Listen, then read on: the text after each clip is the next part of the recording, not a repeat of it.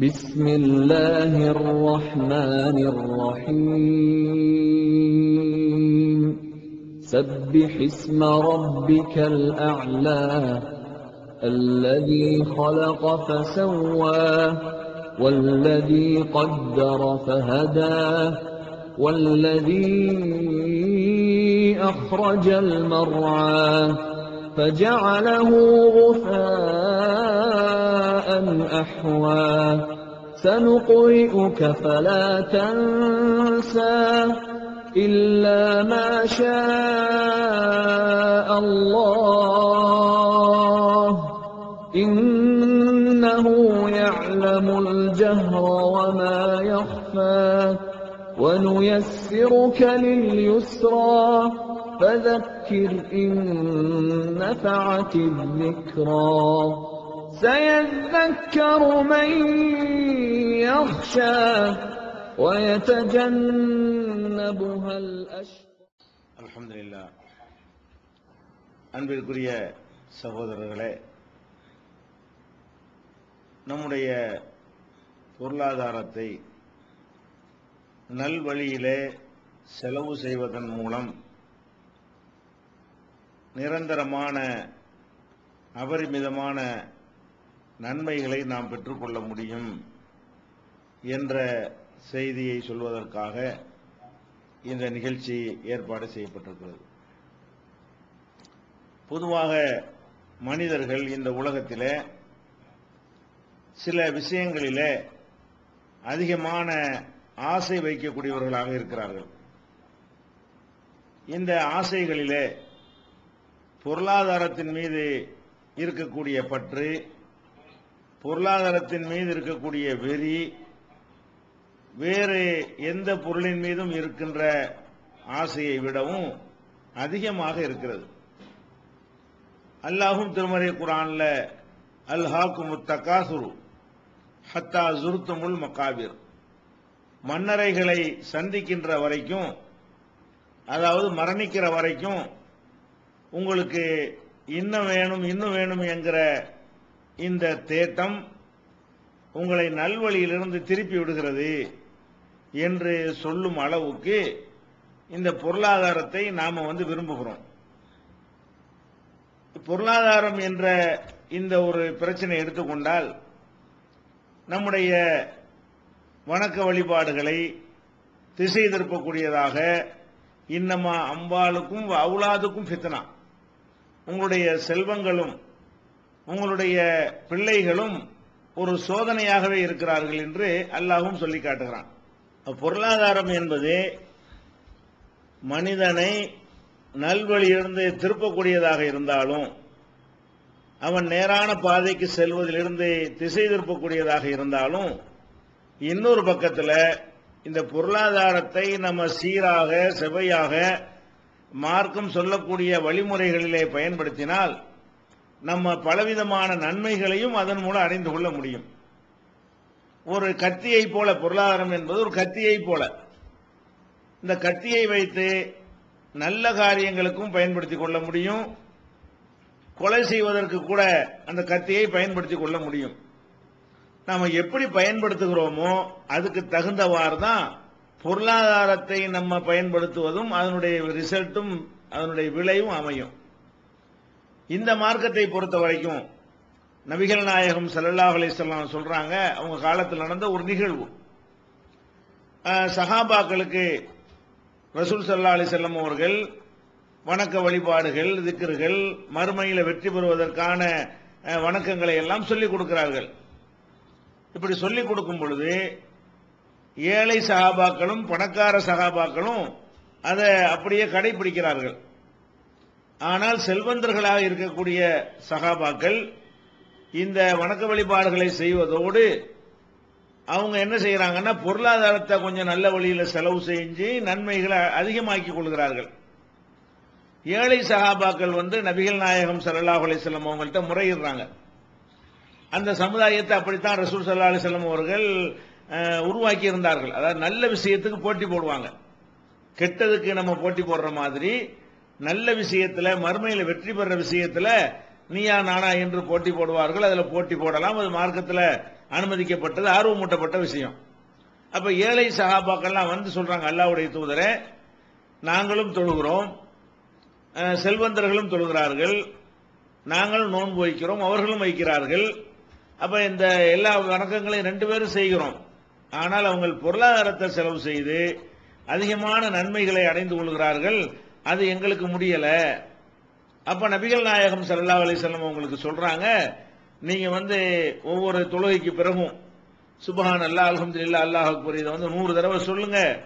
சொன்னீங்க என்று சொன்னா அவங்க பொருளாதாரத்தை செலவிடுவதன் மூலமாக வந்து எதை அடைகிறார்களோ அதை நீங்க என்ன செஞ்சிருவீங்க, தாண்டி விடுவீர்கள், உங்களை அவங்க அடைய முடியாது என்று சொல்லிக் கொடுக்கிறார்கள். ஒவ்வொரு தொழுகையிலையும் இதை சொல்வதன் மூலமாக அதிகமான நன்மைகளை பெறலாம் என்று. அப்ப கொஞ்ச நாளைக்கு பிறகு மறுபடியும் அந்த ஏழை சஹாபாக்கள் வந்து சொல்றாங்க, அல்லாஹ்வுடைய தூதரே, இதுவும் செல்வந்தர்களுக்கு தெரிந்து போய் இதை அவங்களும் செய்ய ஆரம்பிச்சுட்டாங்க, மறுபடியும் அவங்க எங்களை முந்திட்டாங்க. அப்ப ரசூல் ஸல்லல்லாஹு அலைஹி சொல்றாங்க, அது ஆலிக்க ஃபதுலுல்லாஹ், அது அல்லாஹ்வுடைய அருள், அவன் நாடியவர்களுக்கு கொடுப்பான். அதுக்கு நம்ம என்ன செய்யறது, நான் உங்களுக்கு சொல்லித்தர அவங்களும் கடைபிடிச்சிட்டாங்கன்னு சொன்னா இந்த செல்வங்கிறது ஒரு அருள், அதை நல்ல நல்ல வழியில பயன்படுத்தினோமையானால் இந்த பொருளாதாரத்தை செலவிடாத மக்களை விட பொருளாதாரத்தை செலவு செய்த மக்கள் வந்து அதிக நன்மை அடைந்து கொள்வார்கள். இப்படி நபிகள் நாயகம் ஸல்லல்லாஹு அலைஹி வஸல்லம் காலத்துல இந்த ஏழைகளை விட நல்ல ஏழைகளை விட நல்ல செல்வந்தர்கள் அபரிமிதமான நன்மைகளை வந்து அடைவார்கள், மறுமையில் வெற்றி பெறுவதற்கான அதிக நன்மைகள் அவர்களுக்கு கிடைக்கும் என்ற இந்த செய்தியின் மூலமாக நாம் அறிந்து கொள்கிறோம். பொருளாதாரத்தில் இருந்தா தான் மனிதனை கேடுல தள்ளிவிடும் என்று நினைக்கிறோமே, அதுக்கு மாற்றமான ஒரு சித்தாந்தத்தையும் இந்த மார்க்கத்தில் நமக்கு சொல்லி தந்திருக்கிறார்கள். அதே மாதிரி இந்த பொருளாதாரத்தை செலவு செய்வதற்கு அல்லாஹ் சொல்லும் பொழுது பல வசனங்கள்ல அதுக்கு ரொம்ப ஒரு நன்மைகளை வாக்களிக்கிறான். உன்னுடைய காசு பணங்களை நல்வழியில செலவு செய்யறதுன்னா சாதாரண அது வந்து ஒரு மனிதன் விரல கூட வெட்டி கொடுத்துடுறான். ஆனா வந்து காசு கொடுக்கறதுன்னா ரொம்ப கஷ்டப்படுகிறான். அது மனசோட ஒட்டி இருக்கிறது, உடம்புல தான் விரல் ஒட்டி இருக்கிறது. ஆனால் காசு என்பது மனசோட ஒட்டி இருக்கிற காரணத்தினால் அதை எடுத்து தூக்கி எறிகிறதுக்கு அவனுக்கு முடியல. அல்லாஹ் என்ன சொல்லி காட்டுகிறான், மஸலுல்லதீன யுன்ஃபிகூன அம்வாலஹும் ஃபீ ஸபீலில்லாஹ், அல்லாஹ்வுடைய பாதையில தங்களுடைய பொருளாதாரத்தை செலவு செய்கிறார்களே அதற்கு ஒரு உதாரணம் சொல்றேன் கேளுங்க. அல்லாஹ் வந்து ஒரு உதாரணம் வந்து லேசாக விளங்குறதுக்கு உதவும். அல்லாஹ் சொல்லி காட்டுகிறான், மஸலுல்லதீன யுன்ஃபிகூன அம்வாலஹும் ஃபீ ஸபீலில்லாஹ், அல்லாஹ்வுடைய பாதையில் தங்கள் பொருளாதாரத்தை செலவு செய்கிறார்களே அவங்களுக்கு உதாரணம் என்னன்னு சொன்னா, கமஸலி ஹப்பத்தின், ஒரு தானியத்தை எடுத்துக்கொள்வோம், தானியத்தை போல, அம்பத்தத்து சபா சனாபில, அந்த ஒரு தானியம் வந்து 7 கதிர்களை வந்து முளைக்க செய்கிறது. ஃபீகுல்லி சும்பளத்தின் மேத்து ஹப்பா, ஒவ்வொரு கதிர்களையும் 100 தானியம் இருக்கிறது. போட்டது ஒரு தானியம், அதுல இருந்து முளைக்கக்கூடிய அந்த செடியில வந்து 7 கதிர்கள் விட்டிருக்கிறது. ஒவ்வொரு கதிரிலையும் 100 நெல்ல கோதுமையும் இருக்கிறது. அப்போ ஒன்னுக்கு 700 ஆகிவிட்டது. ஒரு நெல்லுக்கு என்னவாயிடுச்சு, 700 ஆகிவிட்டது. இது அல்லாஹ் உதாரணத்துக்கு சொல்லிவிட்டு இது வந்து குறைஞ்சபட்ச அளவுங்கிறான் அல்லாஹ். அல்லாஹ்வுடைய பாதையிலன்னா நல்ல காரியத்துக்கு யார் பொருளாதாரத்தை செலவு செய்யறாங்களோ அவங்களுக்கு கிடைக்கக்கூடிய நன்மை இருக்கு. குறைஞ்சபட்சம் இதுதான். இது குறைஞ்சபட்சம் ஏன் சொல்றோம்னு கேட்டா, வல்லாஹு யுதாயிஃபு லிமன் யஷா, அல்லாஹ் நாடியவர்களுக்கு இன்னும் பெருக்கி கொடுப்பான். அப்போ ஒரு நம்பரை சொல்லிவிட்டு நான் நாடினேன் என்று சொன்னால் அவங்களுடைய இக்லாஸ், நம்பிக்கை, அவங்க எந்த மாதிரி கட்டத்தில் செலவு செய்யறாங்க இதையெல்லாம் பொறுத்து அதுக்கு நன்மைகள் இன்னும் பன்மடங்காக்கப்படும். அப்போ வல்லாஹு யுதாயிஃபு லிமன் யஷா, அல்லாஹ் நாடியவர்களுக்கு இன்னும் பன்மடங்காக பெருக்கி கொடுப்பான். வல்லாஹு வாசிஉன் அலீம், அல்லாஹ் வந்து தாராளமானவன், அவனுக்கு என்ன கொடுத்தா குறைஞ்சா போயிடும், எத்தனை மடங்கு கொடுத்தாலும் அவனுக்கு என்ன ஆகுண்டு ஆயிட்டு போகுது. அப்ப அவன் தாராளமானவனாக இருக்கிற காரணத்தினால் இந்த மாதிரி ஒரு அல்லாஹ் வந்து என்ன செய்யறான், வாரி வாரி உங்களுக்கு தருகிறான். அப்ப இந்த பொருளாதாரத்தை வந்து நல்ல வழிக்கு செலவு செய்ய, அதை நம்ம கவனிச்சு பார்த்தோம் என்று சொன்னால் அல்லாஹ் வந்து எந்த ஒரு மனிதனாக இருந்தாலும் அவனுடைய தேவை அளவுக்கு பொருளாதாரம் கொடுக்கிறது கிடையாது, அதிகமாக தான் கொடுத்துருக்கான். மிக குறைந்த நம்பர்ல இருக்கிற மக்களை தவிர அதிகமான மக்களை எடுத்துக்கொண்டீர்களே ஆனால் அவங்களுக்கு அல்லாஹ் வந்து எதுக்கு அதிகம் கொடுக்கறான், ஒரு மனிதன் எவ்வளவு ஒரு நாளைக்கு சாப்பிட முடியும் அவ்வளவுதான் அல்லாஹ் கொடுக்கறானா இல்ல. ஒரு மனிதனுக்கு வாழ்வதற்கு ஒரு ஒரு சட்டையும் ஒரு மாத்து சட்டையும் போதும். அந்த அளவுக்கு தான் அல்லாஹ் கொடுக்கறானா? ஒரு மனிதன் வந்து ஒரு ஒரு தலையணையும் ஒரு போர்வையும் போதும், ஒரு பாயும் போதும், அவ்வளவுக்கு தான் அல்லாஹ் கொடுத்து வச்சுக்கிறானா? இல்ல. எல்லா மனிதர்களுக்குமே ரொம்ப ரொம்ப ரொம்ப குறைந்த ஒரு 5-10% மக்களை தவிர்த்து நீங்கள் பார்த்தீர்களே ஆனால் எல்லாருக்குமே அவனுக்கு எவ்வளவு தேவையோ அதை விட பல பல மடங்கு அதிகமாகத்தான் கொடுக்கிறான். மனசுதான் பத்தலன்னு சொல்லுதே தவிர தேவையான அளவுக்கு போதுமானதை விட அதிகமாகத்தான் நல்லா கொடுக்கிறான். எதுக்கு அதிகம் தரணும்? படைச்சவனுக்கு தெரியுமா இல்லையா இவனுக்கு இவ்வளவுதான் தேவைன்னு தெரியுமா இல்லையா? சில பேர் மூத்தா போகும்போது பார்த்தா எங்கெல்லாம் அவனுக்கு சொத்து இருக்குன்னு அவனுக்கு தெரிய மாட்டேங்குது. அந்த அளவுக்கு அல்லாஹ் எதுக்கு கொடுக்கறான்? சோதிக்கிறதுக்கு தான் கொடுக்கறான். அல்லாஹ் வந்து நமக்கு நம்ம சாப்பிட, நம்ம மனைவி மக்கள் சாப்பிட, நம்ம பிள்ளை குட்டிகள் சாப்பிட, படிக்க, மருத்துவம் செய்ய, ஒரு வீட்டில் வசிக்க தேவையான தட்டுமுட்டு சாமான்கள் வாங்க, இது போகவும் அல்லாஹ் தருகிறான் என்று சொன்னால் இந்த உபரியாக இருக்கக்கூடியதுல நீ எப்படி நடந்து கொள்கிறாய்? உனக்கு மட்டுமே வைத்து சேமித்து புதைத்து வைத்து போகிறாயா, அல்லது குழந்தைகளுக்கு ஓரளவுக்கு சேமித்து வைத்து விட்டு ஓரளவுக்கு மறுமைக்காக சேமிக்கிறத வந்து நீ விரும்புகிறாயா என்ற அடிப்படையில் தான் அல்லாஹ் தருகிறான். அப்ப பொருளாதாரத்தை வந்து அல்லாஹ் வந்து தாறுமாறாக தருவதில்லை. தாறுமாறாக தந்தாலும் சரி, நம்முடைய தேவை விட கொஞ்சம் அதிகமாக தந்தாலும் சரி, நம்ம என்ன விளங்கனே, இது வந்து ஒரு சோதிக்கிறதுக்கு அல்லாஹ் தந்திருக்கிறான். இந்த சோதனையில நம்ம ஜெயிக்கணும், இந்த பரீட்சையில நம்ம பாஸ் மார்க் வாங்கணும் அப்படிங்கிற உணர்வோடு தான் இந்த பொருளாதாரத்தை நம்ம எடுத்துக்கொள்ள வேண்டும்.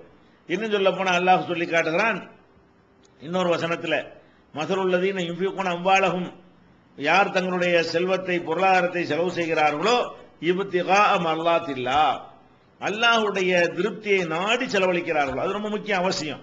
அல்லாஹ்வுடைய திருப்தி இல்லாம பேருக்கும் பெருமைக்கும் புகழுக்கும் ஒரு ஒரு அந்தஸ்துக்காக வேண்டியும் ஒரு போலி கௌரவத்துக்காக வேண்டியும் செலவழித்தார்களே ஆனால் அதுக்கு வந்து மறுமையில் ஒண்ணுமே கிடைக்காது.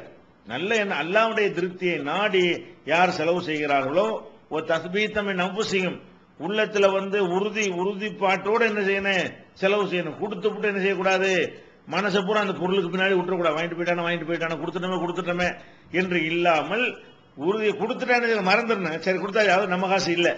இந்த மாதிரியான தன்மையில யார் வந்து அல்லாஹ்வுடைய பாதையில நல்ல காரியத்திற்கு செலவு செய்கிறார்களோ அவங்களுக்கு உதாரணம் என்னன்னு கேட்டா, கமஸலி ஜன்னத்தின் பி ரபுவா, ஒரு மேட்டுப்பாங்கான ஒரு மலை வைத்துக் கொள்ளுமே, கொடைக்கானல் ஊட்டி மாதிரி ஒரு மலைப்பாங்கான பிரதேசத்தில் இருக்கக்கூடிய ஒரு தோட்டம். கீழ் மட்டத்தில் இருக்கிற தோட்டங்களை விட மலைப்பாங்கான இடத்துல இருக்கக்கூடிய தோட்டங்கள் என்ன இருக்கு, வெப்பம் கம்மியா இருக்குமா, அதனால அந்த கிளைமேட் வந்து அந்த உற்பத்திக்கு நல்லா உதவக்கூடியதா இருக்கும். அப்ப அசாபகா வாபிலுன், அந்த மலைகள் என்ன செய்கிறது, அந்த மலை உச்சியில் இருக்கக்கூடிய தோட்டத்தில் மழை பெய்கிறது. மழை பெய்து கொண்டு தான் என்ன செய்யும், பார்த்தது உக்குலகா குல்லஹீன், எல்லா பருவத்திலையும் அது தன்னுடைய உணவுகளை உற்பத்தி செய்து தந்து கொண்டே இருக்கிறது. இதுதான் உதாரணம். யாருக்கு உதாரணம்? அல்லாஹ்வுடைய பாதையில திருப்தியை நாடி செலவழிச்சிட்டோம்னு சொன்னா, ஒன்ஸ் நம்ம செலவழிக்கிறதுனால என்ன கிடைக்குதான், அதாவது ஒரு தோட்டம் போடுறோம், போய் ஊட்டியில கொடைக்கானல்ல ஒரு இடத்தை வாங்கி, அப்ப அந்த வாங்குற இடத்துல மழை வேற கரெக்டா பெய்து கொண்டிருக்கிறது. பருவமழை என்ன செய்கிறது, நல்லபடியாக வஞ்சகம் இல்லாமல் மழை பெய்து கொண்டிருக்கிறது. அப்ப என்ன செய்யும், மழை பெய்து கொண்டு உயரமான இடத்துல இருக்குமே, ஆனால் அதிக மழை பெஞ்சுன்னு வைங்க, அது கூட அதை பாதிக்காதீங்க. மலைப்பாங்கான பகுதியா இருக்கிறதுனால கூடுதல் மழை வந்தால் வடிந்து போய்விடும். அப்ப எந்த சேதாரமும் அது ஏற்படாது. அந்த மாதிரியான ஒரு அடிப்படையில் உயரமான இடத்துல ஒரு தோட்டத்தை அமைத்து எப்ப பார்த்தாலும் தேவையான மழையும் பெய்து கொண்டிருந்து எல்லா நேரங்களிலையும் அது வந்து உற்பத்தியை பெருக்கிய உணவுகளை மக்களுக்கு வழங்கி கொண்டிருக்கிறது. அதுதான் இவங்களுக்கு உதாரணம். பார்த்தது உக்குலகா, அது தன்னுடைய உணவுகளை வந்து இருமடங்காக தருகிறது. கீழே இருக்கக்கூடிய தோட்டங்களை விட மேலே இருக்கக்கூடிய தோட்டங்கள் என்ன செய்கிறது, இருமடங்காக உற்பத்தியை தருகிறது. இல்லம் யுசிபுகா வாபிலுன், பெரிய மழை பெய்யாவிட்டாலும் கூட பொத்தல்லுன், தூறல் போதும். இங்க பெரிய மழை அடிச்சு ஊத்தணும் அவசியம் கிடையாது. பெரிய மழை பெய்தால் நல்ல விளையும், அதிகமான தண்ணீர் வந்தா கீழே வடிஞ்சு போய்விடும், மலையிலிருந்து இறங்கி விடும். கடல் மட்டத்தை விட உயரமா இருக்கிறதுனால தண்ணீர்லாம் கீழே வந்து விடும், பயிர்களுக்கு சேதம் ஏற்படாது. அப்படியே பெரிய அளவுக்கு மழை பெய்யாவிட்டால் கூட பொத்தல்லுன், தூறல் போதும். அப்ப சின்ன ஒரு தூறல்ல என்ன செய்யாது, அந்த வெப்பமும் குறைவா இருக்கு, கிளைமேட் நல்லா இருக்கிற காரணத்தினால அது உற்பத்தியை தந்து கொண்டே இருக்கும்.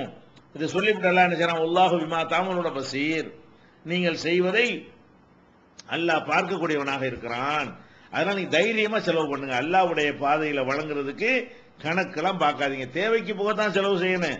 யஸஅலூனக மாதா யுன்ஃபிகூன், எதை செலவு செய்வது என்று கேட்கிறார்கள். குலில் அஃப்வ, உபரியானதை செலவு செய்வீராக என்று சொல்றான் அல்லாஹ். செலவு செய்தல் அவசியம், ஆனால் எதிலிருந்து செலவு செய்ய வேண்டும் என்று சொன்னால் உபரியிலிருந்து செலவு செய்ய வேண்டும். நம்மள்ட்ட தேவைக்கு மிஞ்சி அதிகமாக இருக்குது பாருங்க, அதுல இருந்து தான் செலவு செய்ய வேண்டும் என்பதை கவனத்தில் வைத்துக் கொண்டு நம்ம செலவு செய்ய, அப்பதான் அப்படி செஞ்சாதான் நம்ம மனசுக்கு பின்னாடியே போவாது. தேவைக்கு வச்சிருந்ததை கொடுத்துட்டோம் என்று சொன்னால் நாளைக்கு வந்து அது என்ன செய்யும், கொடுத்துட்டு மனசு பூரா அங்கதான் இருக்கும்.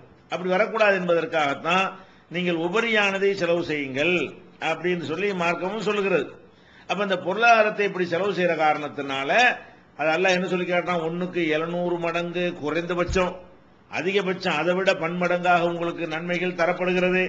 அதே போல வந்து இந்த அது கூட எப்படி கிடைக்கிறது என்று சொன்னால், அதாவது வறண்டு போகாத எப்போதும் தொடர்ச்சியாக அந்த நன்மைகள் உங்களுக்கு கிடைத்துக் கொண்டே இருக்கிற தோட்டத்துக்கு உதாரணம் காட்டி, அப்படின்னா என்னவாகும், வருஷம் மகசூல் சேர்ந்துகிட்டே இருந்தா என்னவாகும், உற்பத்தி பெருகிக்கிட்டே இருந்தா நல்ல லாபம் கிடைக்குமா இல்லையா?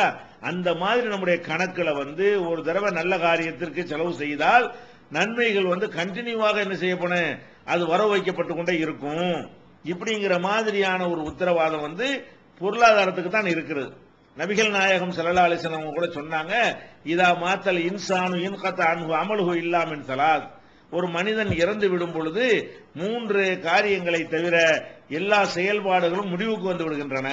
ஒருத்தன் இறந்துட்டான்னு சொன்னா 3 விஷயம் வந்து ஆள் போட்டாலும் அந்த 3 விஷயம் வந்து முடிவுக்கு வராது. அந்த 3 விஷயம் என்ன என்று சொல்லும் பொழுது, இல்முன் யுன்தஃபு பிஹி, பயனுள்ள ஒரு கல்வி, ஒரு நல்ல ஒரு விஷயத்தை நம்ம ஒரு ஆளுக்கு சொல்லிக் கொடுக்கிறோம்.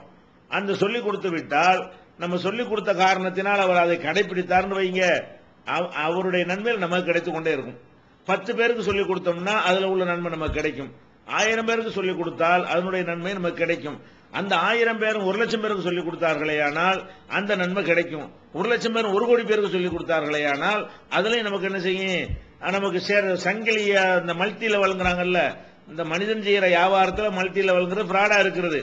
அல்லாஹ் நமக்கு எப்படி தர்றான், எல்லாமே மல்டில ஒரு லெவல்ல கிடைக்கிறதுக்கு பதிலாக நம்ம சொல்லிக் கொடுத்தது முதல் லெவல். அந்த முதல் லெவல்ல மட்டும் கிடைக்காது, நாம யாருக்கு சொல்லிக் கொடுக்கிறோமோ அவர் யாருக்கு சொல்லிக் கொடுக்கிறாரோ அந்த மட்டத்திலையும் நமக்கு நன்மை கிடைக்கும். அவர் யாருக்கு சொல்லிக் கொடுக்கிறாரோ அந்த மட்டத்திலையும் நமக்கு நன்மை கிடைக்கும். இப்படி நபிகள் நாயகம் ஸல்லல்லாஹு அலைஹி வஸல்லம் நீங்க மூத்தா போயிட்டாலும் நீங்க அமல் செஞ்சுக்கிட்டே இருக்கிறீங்கன்னு அர்த்தம். கல்வியை கற்றுக் கொடுத்துட்டு போனால், கல்வினா ஏகத்துவத்தை பிரச்சாரம் பண்ணிட்டு போறோம், அல்லது பிதஅத்துகளை ஒழிச்சிட்டு போறோம், நல்ல மார்க்க தொழுகை நோன்பு இந்த மாதிரி சட்டங்களை எல்லாம் மக்களுக்கு தெளிவுபடுத்திட்டு போறோம். இந்த மாதிரி ஒரு மோசடியான வியாபாரம் பண்றவரை நேர்மையான வியாபாரம் பண்ணக்கூடியவராக நம்முடைய பிரச்சாரத்தின் மூலமாக அல்லாஹ் ஆக்கிட்டான்னு வைங்க. அப்ப அவர் நேர்மையாக எவ்வளவு வியாபாரம் பண்றார், அதுல எல்லாம் நமக்கு நன்மை கிடைக்கும். இப்படி நம்ம கல்வியின் மூலமாக என்ன செய்ய முடியும், நாம மௌத்தா போய்விட்டாலும் பல லட்சம் வருஷங்கள் போய்விட்டால் கூட அதுக்கு தொடர்ச்சி இருக்குமையானால், நம்ம சொல்லி கொடுத்ததனுடைய தொடர்ச்சி இருக்குமையானால் இருக்கிற காலம் வரைக்கும் நமக்கு நன்மை கிடைக்கும். அதே மாதிரி சொல்லுகிறார்கள், வலதுன் சாலிஹுன் யதூலஹு, ஒரு மனிதனுக்காக வேண்டி பிரார்த்தனை செய்யக்கூடிய சாலிகான குழந்தைகளை விட்டு செல்வானேயானால் அவன் போயிருவான், அவனுக்கான பிள்ளைங்க துவா செய்வாங்க. பிள்ளைங்க துவா செஞ்சால் அல்லாஹ் அதை எப்படி எடுத்துக்கொள்றானா, அவனே துவா செய்யறதா எடுத்துக்கொள்றான். அதான் அர்த்தம். அவன் செயல்பாடு முடிஞ்சு போச்சு நம்ம நினைக்கிறோம்.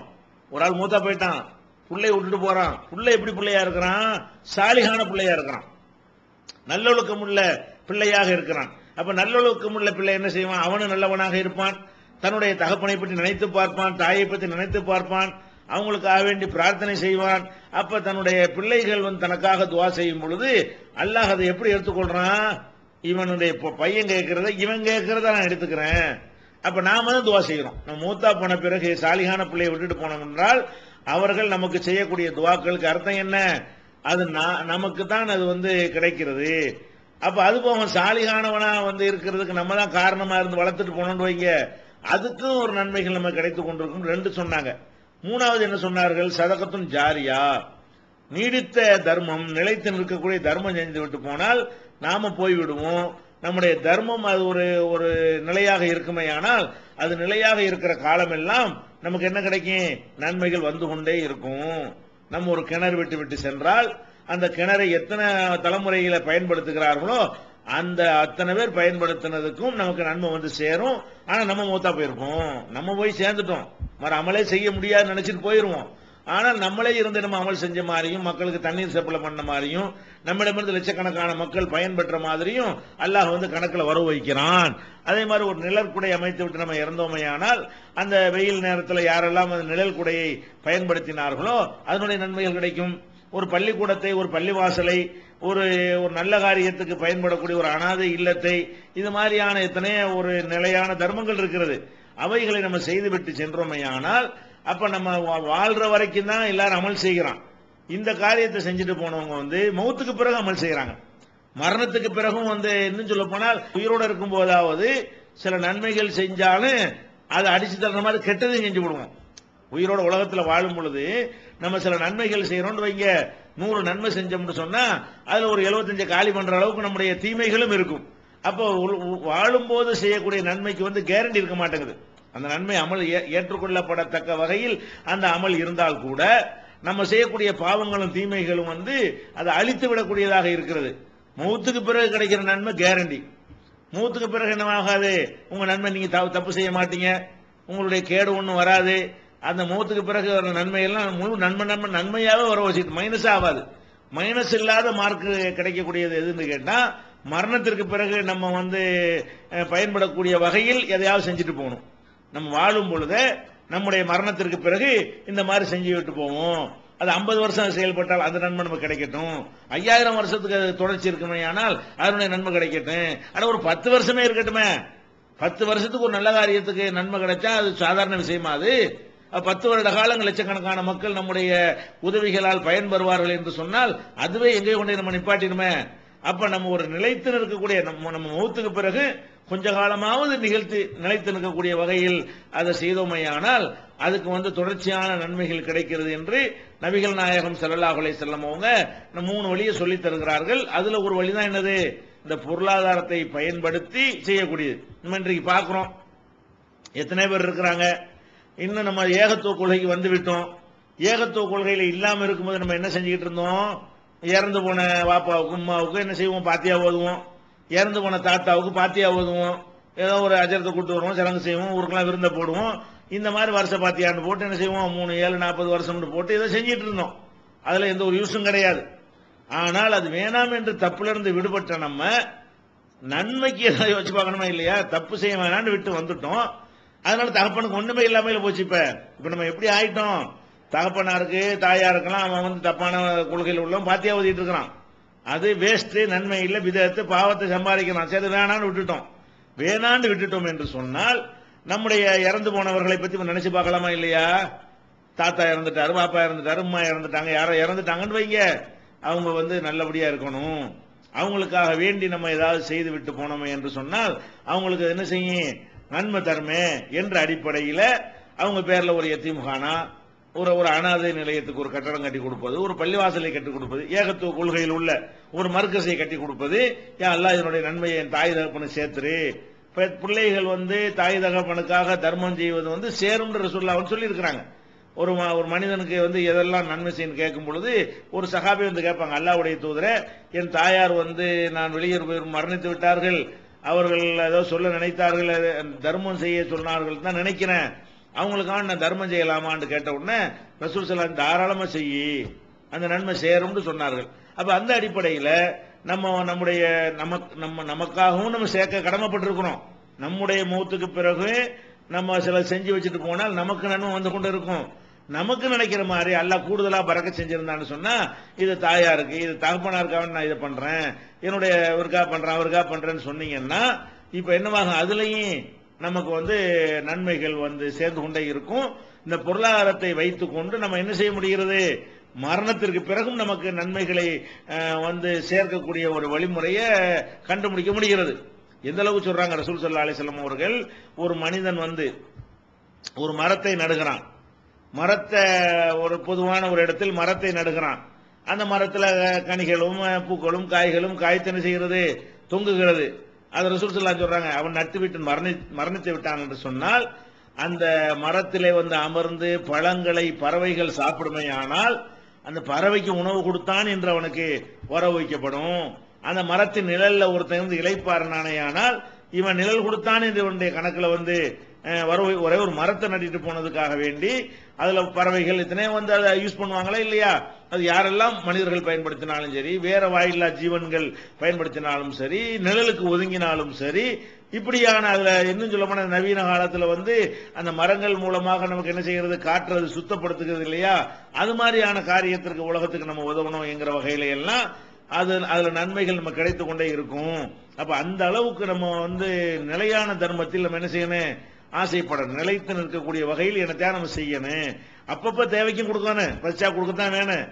ஒரு ஒரு கஷ்டப்படுறவங்களுக்கு மருத்துவ உதவி செய்யலாம். இதுவும் செய்வதோட மூத்துக்கு பிறகு நிக்கிற மாதிரி நம்ம என்ன செய்யறது, ஒவ்வொருத்தரும் யோசிக்கணுமா இல்லையா?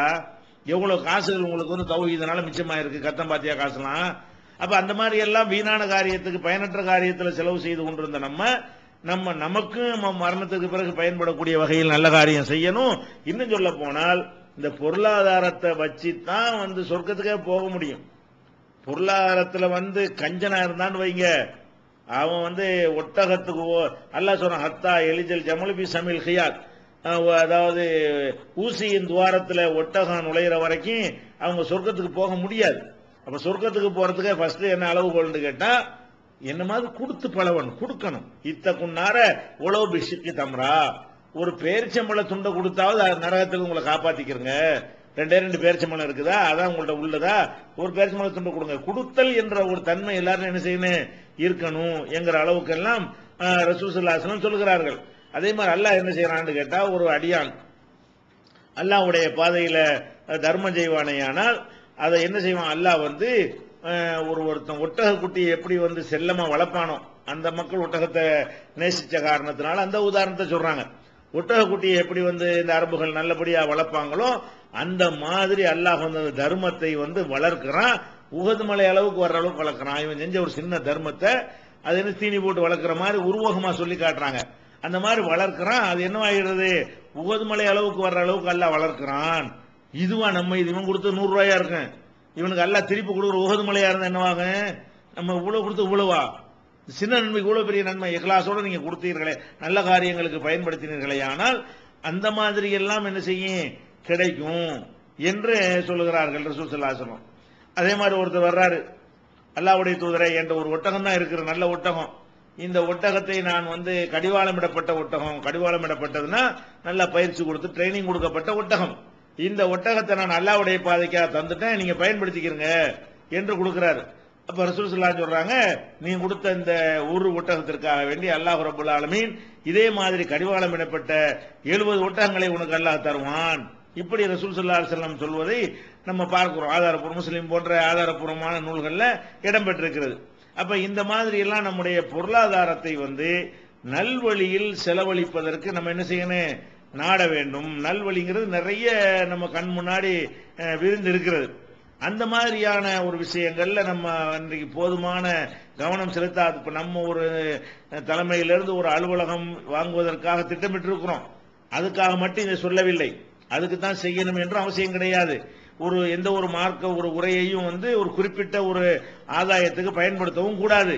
பொதுவாக நீங்கள் இந்த உரை வந்து எதற்கு என்று சொன்னால், பொதுவாக வந்து நம்மள்ட்ட அந்த தன்மைகள் வந்து குறைவாக இருக்கிறது. அதாவது நம்ம நிலைத்து நிற்கிற தர்மத்தை நீங்க எடுத்து பார்த்தீர்களே, ஆனால் நம்ம அது மறுமையை நம்பாத அல்லது மறுமையை தப்பா நினைத்திருக்கக்கூடிய மக்களை விட நம்ம மக்கள்கிட்ட வந்து அந்த மாதிரியான தன்மைகள் ரொம்ப குறைவா இருக்கிறது. நீ பாத்தீங்கன்னு சொன்னா சத்திரம்னு பாத்துங்க, சத்திரம் கட்டி வச்சிருப்பாங்க. அந்த காலத்துல இந்து மக்கள் என்ன செய்வாங்க, சத்திரங்கள்னு சொல்லி, சத்திரம்னா என்ன, பிரயாணத்துல போகும்போது அந்த காலத்துல ஹோட்டல்லாம் கிடையாது.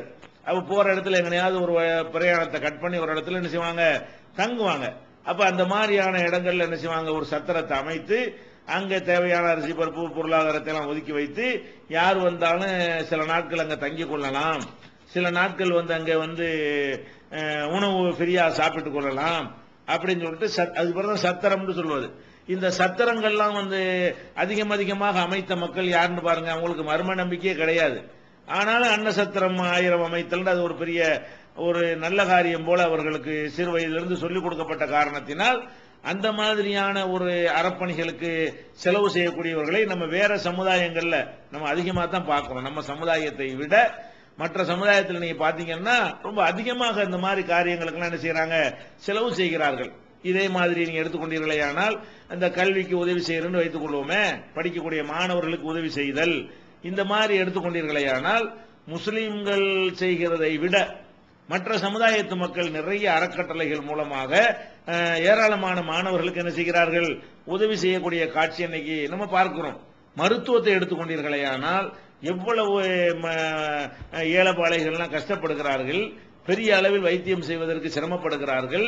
அந்த மாதிரியான ஒரு ஆட்களுக்கு உதவி செய்வதற்காக வேண்டி என்னமாவது அறக்கட்டளைக்கு செய்து தர்கா கட்டி கொடுக்கறதுக்கு செலவழிக்கிறானே தவிர அநியாயமா பொருளாதாரத்தினால பாவத்தை சுமக்கிற ஒரு காரியங்கள்ல நம்ம சமுதாய மக்கள் பொருளாதாரத்தை செலவு செய்கிறார்களே தவிர கல்யாணம் காட்சி என்று ஆடம்பரமாக தங்களுடைய பெருமையை பறைசாற்றுவது அவனுக்கு செய்யறான். மத்தவன் அதுக்கு செய்யறதோடு அவன் என்ன செய்யறான், நல்ல காரியங்களுக்கும் அதிகமாக செலவு செய்யற காட்சியை பார்க்கிறோம். ஆனால் நீங்க உதாரணத்துக்கு சொல்றேன், நம்ம மார்க்கத்தில் இல்ல புரிஞ்சுக்கிறதுக்காக சொல்றேன். ஒரு இந்துக்களுடைய திருப்பதி கோயிலுக்கு போய் பாருங்க, உண்டியலுக்குள்ள என்ன கிடக்குது, கோடி கோடியா கிடக்குது. 1000 ரூபாய் கட்ட கொண்டாந்து ஒரு மூட்டையை கொண்டே கொட்டுறான், 500 தங்கத்தை கொண்டாந்து கொட்டிட்டு போயிருக்கிறான். அதுக்கு சொல்ல வரல, இந்த பொருளாதாரம் போல வைத்திருக்கக்கூடியவன் அவன் நினைக்கிறான் சரி நல்ல காரியத்தை கொடுப்போமே அப்படின்னு கொடுக்கக்கூடிய காட்சியெல்லாம் நம்ம மக்களை விட வேற மக்கள் என்ன செய்யறாங்க அதிகமாக இருக்கிற. நீ டயாலிசிஸ்க்காக எவ்வளவு பேர் வர்றார்கள்.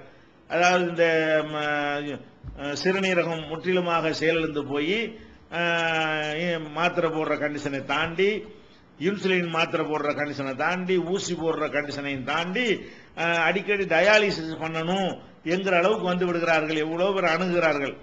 வேற வேற சமுதாய மக்கள் யாரை நம்ம ஒரு நல்ல மக்கள் இல்லைன்னு நமக்குள்ள பேசிக்கொள்வோமோ அந்த மாதிரியான சமுதாயத்தை சேர்ந்தவர்கள் எல்லாம் இதுக்குன்னு ஒரு ட்ரஸ்ட் வைத்து அடக்க விலைக்கு மேல குறைவான ஒரு வகையில் என்ன செய்யறாங்க, அதுக்காக வேண்டி உதவி செய்யக்கூடிய காட்சியெல்லாம் இன்னைக்கு நம்ம கண்ணு முன்னாடி பாக்குறோம். ஏன் இது மாதிரி நம்ம ஆளுக்கு செய்ய மாட்டேங்கிறாங்க?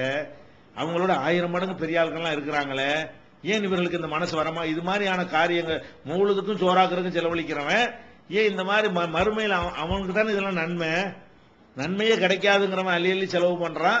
நன்மைக்கு தரக்கூடியவர்கள் ஏன் இது மாதிரி செலவு செய்ய மறுக்கிறார்கள்? இப்படி நம்ம யோசிச்சு பார்த்தோம்னு சொன்னா அல்லாஹ் நம்மளை சோதிக்கிறான். கண்டிப்பா ஷைத்தான் இருக்கிறாங்கிறதுல ஆதாரம். அது யாருக்கு பயனே இல்லையோ மறுமையில் ஒன்றும் கிடைக்காத அவனை செலவு செய்ய வைக்கிறான் ஷைத்தான். யாரு செலவு செய்தாலும் 1க்கு 700ஆக 7000ஆக 70000ஆக பன்மடங்காக பெருக்கிக் கொள்வார்களோ அவங்களோட கையை போய் கட்டி போட்டுறான்னு என்ன அர்த்தம்? அதே நேரத்தில் அவனையே கெட்ட வகைக்கு கரெக்டா செலவு செய்யறான்னு என்ன அர்த்தம்? இவனை எதுக்கு செலவு செய்யறாங்கிறான்? கெட்ட வகைக்கு எல்லாத்துக்கும் செலவு செய்ய ரெடியா இருக்கிறான். அப்ப நம்முடைய இந்த பொருளாதாரம் வைத்திருக்கக்கூடியவர்கள் நம்ம என்ன செய்யணும், பல பல காரியங்கள் இருக்கு, நன்மையான காரியங்கள்னு சொன்னா. இன்றைக்கு நான் உதாரணத்துக்கு உங்களுக்கு சொல்வதாக இருந்தால், நம்முடைய ஏகத்துவ கொள்கை இன்னைக்கு பிரச்சாரம் துவங்கின பிறகு பல ஊர்கள்ல ரொம்பவும் வறுமை கோட்டுக்கு கீழே இருக்கக்கூடிய 5-6 சகோதரர்கள் சேர்ந்து ஒரு இடத்தை விலை பேசி அதை வாங்க முடியாத அளவுக்கு ஊரா என்ன செய்யறாங்க, வசூலுக்கு போறாங்க. மொத்தமா வசூல் பண்றதுக்கு இதுக்கு பெரிய வித்தியாசம் இருக்குது. எல்லாத்தையும் அவங்க அணுக முடியாது. அப்ப சில லட்சங்கள் இருந்தா 5 லட்சம் தான் அந்த இடத்த வாங்கிடலாம், 10 லட்சம் தான் அந்த இடத்த வாங்கிடலாம்.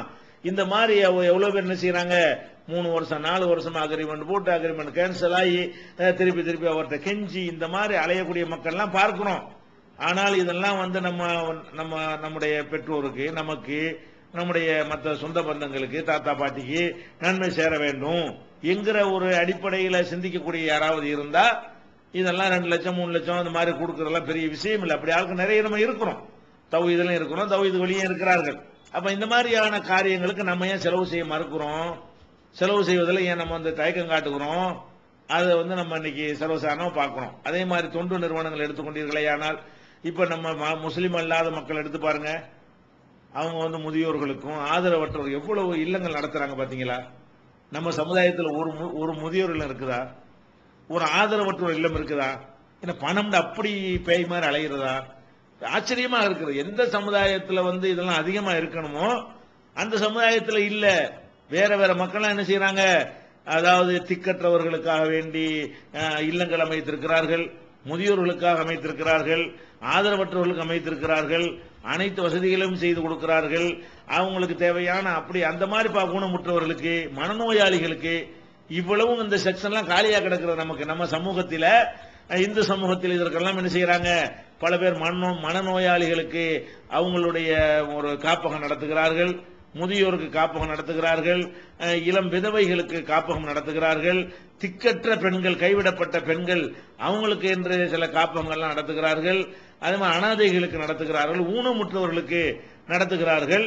அப்ப அவங்களுக்கு செயற்கை கால் பொருத்துறது, செயற்கை கை பொருத்துறது, இப்படி பல வகைகள்லையும் கிறிஸ்துவ மக்கள் நடத்துகிறார்கள்.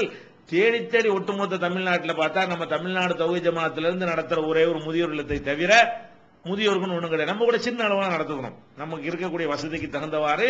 அந்த முதியோர் இதையே பெரிய அளவுக்கு டெவலப் பண்ற அளவுக்கெல்லாம் பொருளாதாரம் கிடையாது.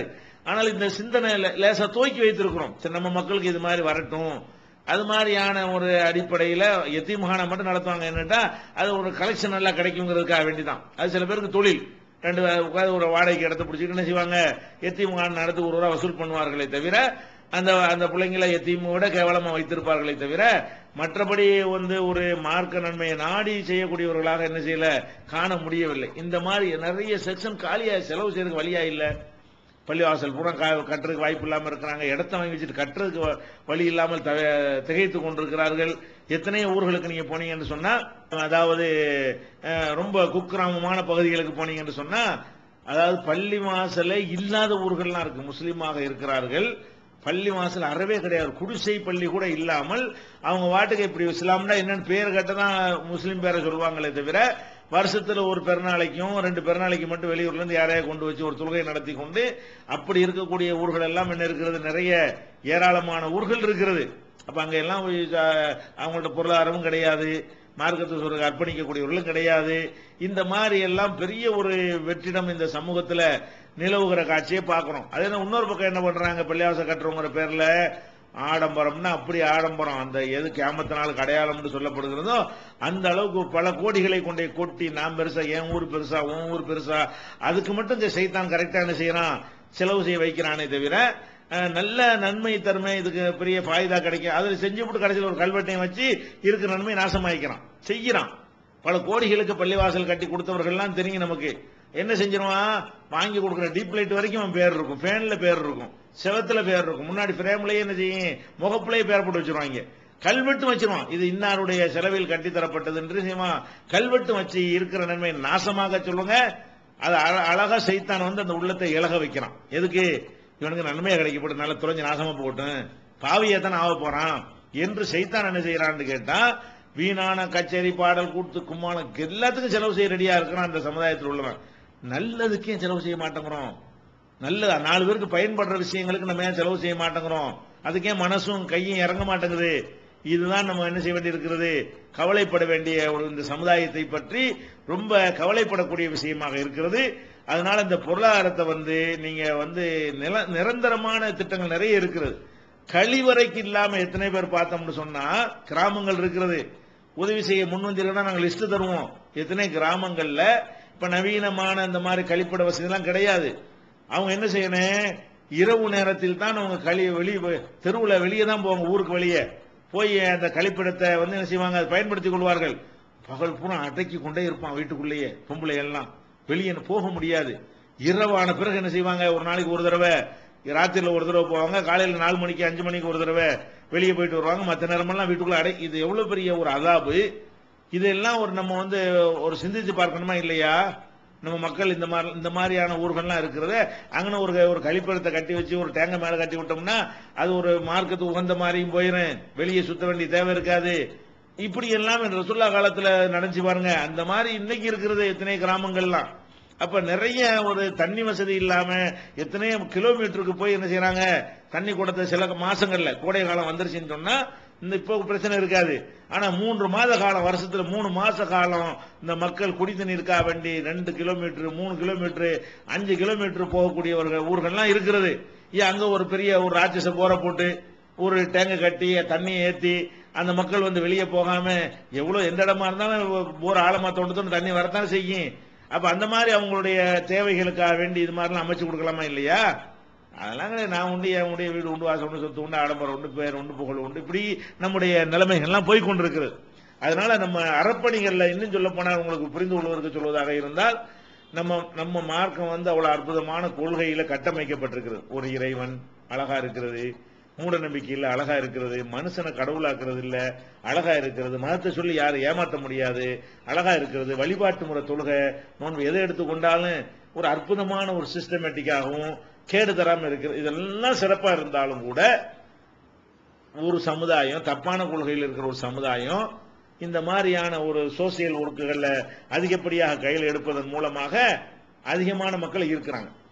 நம்ம கொள்கை நல்ல கொள்கையை வைத்திருக்கிற நம்மால் இருக்கிற அளவுக்கு அதோட தாண்டி என்ன செய்ய நெருக்கமாக பல ஊர்களில் போய் என்ன செய்யறாங்க, அவங்க செய்யக்கூடிய அந்த கல்வி பணி, உதவி பணி, மருத்துவ பணி, பொது சேவை பணி, இந்த மாதிரியான ஒரு விஷயங்களை கையில எடுத்துக்கொண்டு என்னமோ பெரிய தனவந்தர்கள் மாதிரியான ஒரு சீன் காட்டின உடனே அவனுக்கு பசிச்சவனுக்கு சோறு தானே முக்கியம், மதம்லாம் பெரிய விஷயமா, அவன் என்ன செய்யறான், அதுல ஈர்க்கப்படக்கூடிய காட்சியெல்லாம் பார்க்கிறோம்.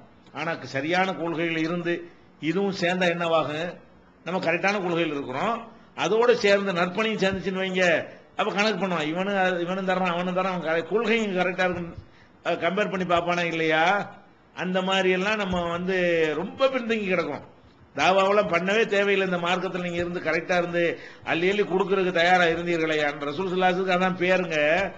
ஒவ்வொரு கிராமத்துல வருவாங்க, வந்து உதவி கேட்டு வருவாங்க, இந்தா நீ 10 ஊட்டத்தை எடுத்துட்டு போ, நீ 50 எடுத்துட்டு போ. அவன் அந்த போய் சொல்லுவாரு, முகமது லா யகாஃபுல் ஃபக்ர, வறுமைக்கு பயப்படாம அள்ளி அள்ளி கொடுக்கிறாரு முகமது, எல்லாமே அங்க போய் சேருங்கப்பா. இந்த மாதிரி வாரி வழங்குற ஒரு ஆளை பார்த்தது இல்ல, அஸ்லிமும் எல்லாம் இஸ்லாத்துல போங்கன்னு போய் சொல்லுவாங்களாம், பிரச்சாரம் பண்ணுவாங்களாம். அப்ப அந்த மாதிரியான ஒரு அரசாங்கத்தில் எப்படி கொடுத்தாங்கன்னா மக்கள் கொடுக்க போய் தானே கொடுத்தாங்க. அப்ப அந்த மாதிரி ஒரு உலகத்துக்கு பொது சேவையை வந்து சொல்லி கொடுத்த ஒரு மார்க்கம், எல்லா பொது காரியத்தையும் இபாதத்தாக்கின ஒரு மார்க்கம்.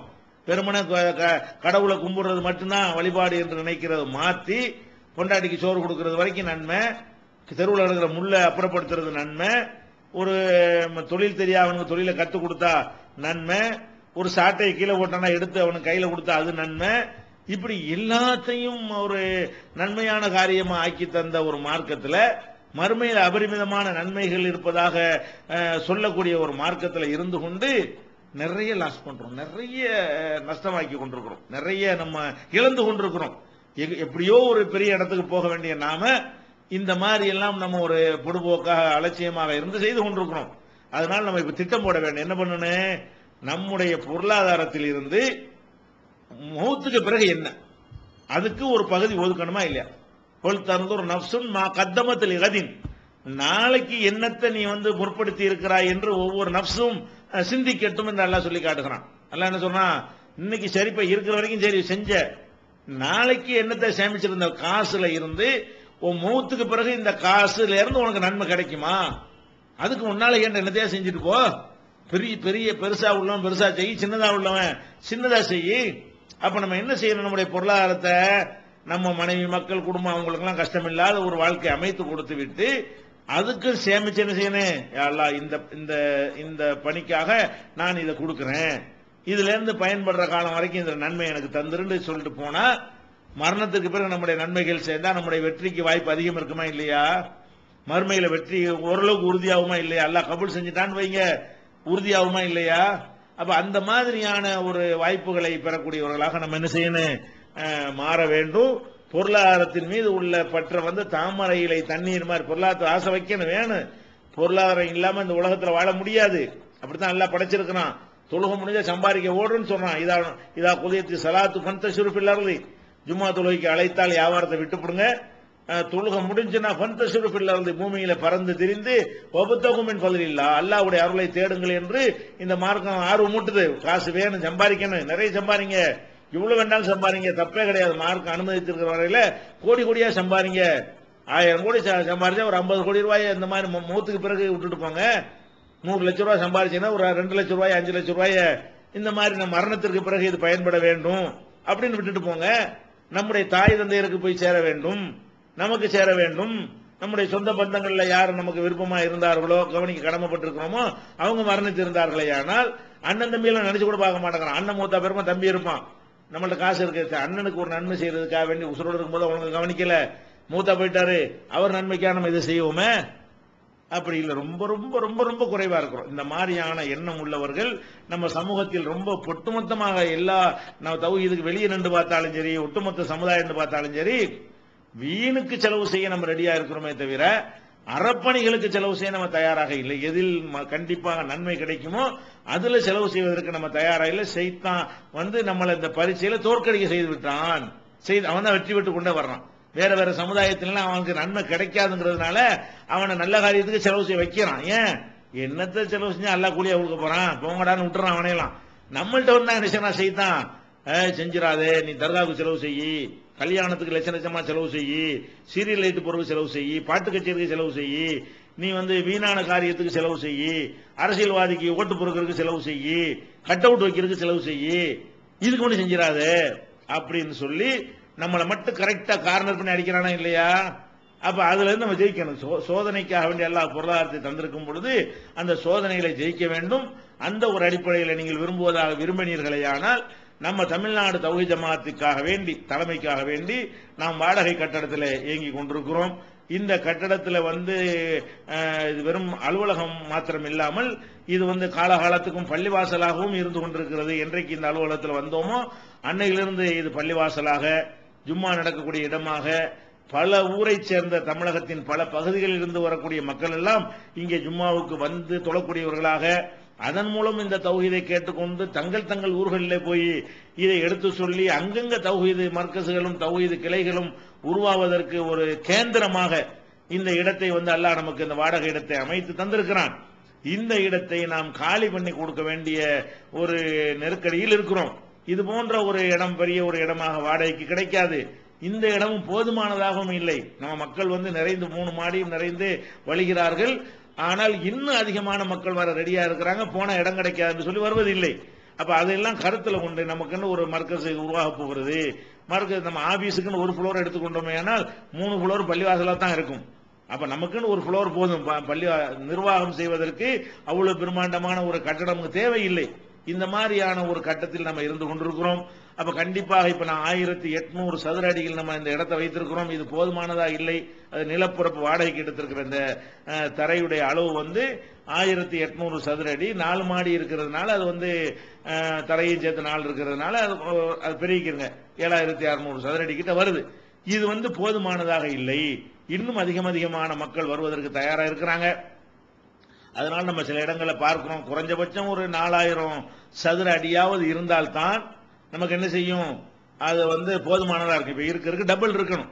வேற 1800 இருக்குன்னா ஒரு டபுள் இருந்தா தான் ஒரு விசாலமான ஒரு ஹால் கிடைக்கும். விளையாசல்ல தொழுவுறதுக்கு வசதியா இருக்கும். ஒரு 2-3 மாடி ஏற்றணும்னா ஒரு 1000-2000 பேர் தொழுவுற அளவுக்கு நம்ம உண்டாக்க முடியும். ஒரு 4000 சதுரடி இன்னைக்கு சென்னையில் வாங்குவதாக, சென்னையில் நாம இருக்கிற பகுதியில் இன்னும் காஸ்ட்லியான பகுதியெல்லாம் இருக்கிறது. மண்ணடிங்கிறது வந்து முஸ்லிம்களுடைய பகுதினால ஒரு கமர்ஷியல் ஏரியா இல்லாம இந்த ஏரியாக்கள்லாம் இருக்கிறதுனால இங்கெல்லாம் வந்து ஒரு ஸ்கொயர் ஃபீட் ஒரு சதுர அடி 12,000 ரூபாய் சொல்றாங்க. இன்னைக்கு உள்ள ரேட் என்னன்னா ஒரு சதுர அடிக்கு விலை வந்து 12,000 ரூபாய். 4000 சதுர அடி நம்ம ஒரு இடம் கட்டடத்துக்குள்ள வெறும் காலி இடம் வாங்குவதற்கு 4,80,00,000 ரூபாய் இல்லாம வாங்க முடியாது. இன்னைக்கு உள்ள ரேட் அப்படித்தான் இருக்கு. கிராமங்கள்லயே சென்ட் 3 லட்சம் 4 லட்சம் போய் கொண்டிருக்கிறது. குக்கிராமங்கள்ல, நடுத்தரமான ஊர்களில் 10 லட்சம் அந்த மாதிரி சொல்லி கொண்டிருக்கிறான். சில சின்ன நகரங்கள்ல எல்லாம் 6000-5000 சதுரடி வந்து விட்டது. அப்ப சென்னையில வந்து நம்ம இருக்கிற பகுதியில் இங்கதான் வைக்கவும் வேண்டும். ஏன்னா இங்கதான் பல ஊரை சேர்ந்தவர்கள் யாரா இருந்தாலும் இங்கதான் என்ன கோர்ட் இருக்கிறது, எக்மோர் சென்ட்ரலுக்கெல்லாம் பக்கத்தில் இருக்கிறது, சட்டசபை இருக்கிறது, பீச் இருக்கிறது, பர்மா பஜார் இருக்கு, எல்லாமே இதை சுத்தியே இருக்கிறதுனால எந்த முஸ்லீம் வந்தாலும் இந்த பகுதிக்கு தான் என்ன செய்வாங்க, வருவார்கள். அந்த ஒரு அடிப்படையான இடமா இருக்கிறதுனால இங்க நம்ம அமைப்பதன் மூலமாக ஒரு பெரிய ஒரு இதற்கு இந்த வந்து 5 கோடி ரூபாய் இன்னைக்கு தேவைப்படுகிறது இந்த இடத்தை வாங்குவதற்கு. ஆனால் வாங்குறதுக்கு போய் கேட்டோம்னு சொன்னா அட்வான்ஸ் போட்டு அக்ரிமெண்ட் போட்டு இந்த ஒரு 25 லட்சம் வச்சுக்க ஒரு 6 மாசத்துல தர்றோம்னு சொன்னா யாரும் தர தயாரா இல்லை. ஏன், நாளுக்கு நாள் ஏறிட்டு இருக்கும்போது அவன் அந்த அக்ரிமெண்ட் போட்டு 6 மாசத்துல எத்தனை மடங்கு ஏறின்னு அவன் யோசிக்கிறான். அப்ப எல்லாரும் என்ன நினைக்கிறாங்கன்னா, வாங்குறதா இருந்தா 50-60% பணத்தோட வாங்க, 5 கோடி ரூபாய் 3 கோடி ரூபாய் கொண்டாந்து கையில தாங்க என்ற ஒரு அப்பதான் அக்ரிமெண்ட போடுவோங்கிறாங்க. பேசி எல்லா இடத்தையும் பேசினா எல்லாருடைய வாயில் என்ன வருது, இந்த 25 லட்சம் ரூபாய் 30 லட்சம் ரூபாய் தந்துட்டுலாம் நாங்க பேசக்கூடாது. என்ன அந்த சொத்துக்கு மதிப்போ அதுல பாதிக்கு கொஞ்சம் மேல இருக்கணும் அந்த மாதிரி கொடுத்தால்தான் அக்ரிமெண்டே போடுவோம். மீதி உள்ள தொகைக்கு 2 மாசம் 3 மாசம் தருவாங்க. அது நம்ம சிரமப்பட்டு அதை வாங்கணும். 6 மாசம் கூட தரமாட்டார்கள். அப்ப இப்படியான ஒரு நெருக்கடியில் இருக்கிற அடிப்படையில் தான் சரி நம்ம நமக்குன்னு ஒரு மர்க்கஸ்ன்னு ஒன்று இருந்து ஆகணும். இன்னும் சொல்ல போனால் எத்தனை விஷயங்கள் இருக்கு, மூத்த ஹயாத்தெல்லாம் இருக்கிறது. அப்ப இந்த பணிகள் தொடர்ந்து ஒரு இயக்கம் நடப்பதாக இருந்தால், ஒரு செயல்பாடு நடப்பதாக இருந்தால், அவங்களுக்கு ஒரு பர்மனண்டா ஒரு ஆபீஸ் அலுவலகம் ஒரு நிர்வாகம் இருந்தா தான் நம்ம திடீர்னு மூத்தா போயிட்டோன்னு வைங்க, இப்படி ஒண்ணு இருந்தா தான் இதுல கூடுவாங்க, இதுல இருந்து திட்டம் போடுவாங்க. அப்படி இல்லாட்டி சரி போயிடும், அந்த மாதிரி போயிடும். அப்படி இல்லாமல் நமக்கு பிறகும் இந்த மாதிரி கட்டி காக்கிறதா இருந்தால் ஒரு தலைமைக்கு நிர்வாகத்துக்கு என்று ஒரு சொந்த இடம் இப்படிலாம் பல வகையில் சிந்தனை செய்து பார்த்து தான் நம்ம இப்படி ஒரு ஆப்ஷனை வைத்திருக்கிறோம். உறுப்பினர்கள்ட்ட கேட்கிறோம். அது வரக்கூடிய உதவிகளை வைத்து என்ன செய்வோம், இது ஒரு 90% அது பள்ளிவாசல்னு வைத்துக் கொள்ளுங்கள். 10% நம்முடைய அலுவலக பயன்பாட்டுக்கு பயன்படும். அதுவும் மார்க்க பணி தான். அது கெட்ட காரியத்துக்கு உள்ளது இல்லை தானே. அந்த அலுவலகத்தில் பயன்படக்கூடியதை என்ன செய்வோம், கேள்வி பதில் கொடுப்போம், பஞ்சாயத்து பண்ணுவோம், மக்கள் பிரச்சனை தீர்த்து வைப்போம், உதவிகள் செய்வோம், கருத்தரங்கு நடத்துவோம், அது நடத்துவோம், கல்யாணம் சுண்ணத்தான முறையில் கல்யாணம் நடத்த வந்தா இடம் கொடுப்போம். எல்லாம் நல்ல காரியம் தானே. அதனால அனைத்துமே நன்மைக்கு ஒரு தப்பான காரியத்துக்கு இடம் கொடுக்க மாட்டோம். கட்டடத்தை கட்டி வாடகை கூட்டு கடை வச்சு சம்பாதிக்கிறதெல்லாம் கொடுக்க மாட்டோம். முழுக்க முழுக்க அதுல மார்க்கத்தில் நன்மை தரக்கூடிய பணிகள் தான் நடக்கும். இது எவ்வளவு காலத்துக்கு அல்லாஹ் இதை இருக்க வைக்கிறான்னு அது வரைக்கும் உங்களுக்கு நன்மை கிடைக்கும் என்ற அடிப்படையில் இதற்கும் நீங்கள் என்ன செய்யலாம், தாராளமாக கொடுக்கலாம். இதற்குத்தான் இந்த பயானை வச்சு இதுக்கு தான் கொடுக்கணும் கிடையாது, இதுக்கும் கொடுக்கலாம். இதுக்கு கொடுத்தா தான் கிடைக்கும்லாம் கிடையாது. இதை விட ஒரு சிறந்தது உங்களுக்கு இருந்தாலும் கொடுத்துக் கொள்ளலாம். உங்களுடைய இதுல சொல்ல வேண்டிய விஷயம் என்னன்னு கேட்டா, உங்களுடைய நன்மைக்காக நீங்கள் சேர்த்துக் கொள்ளுங்க. மரணத்துக்கு பிறகு உங்களுடைய பொருளாதாரத்தினால உங்களுக்கு நன்மைகள் கிடைத்துக் கொண்டே இருக்கணும். அப்படி திட்டமிட்டு செயல்படக்கூடிய நன்மக்களாக அல்லாஹ் ரப்பல் ஆலமீன் உங்களையும் எங்களையும் ஆக்கி அருள்வானாக. வாஹிரு தாவானா அல்ஹம்துலில்லாஹி ரப்பில் ஆலமீன். அஸ்ஸலாமு அலைக்கும்.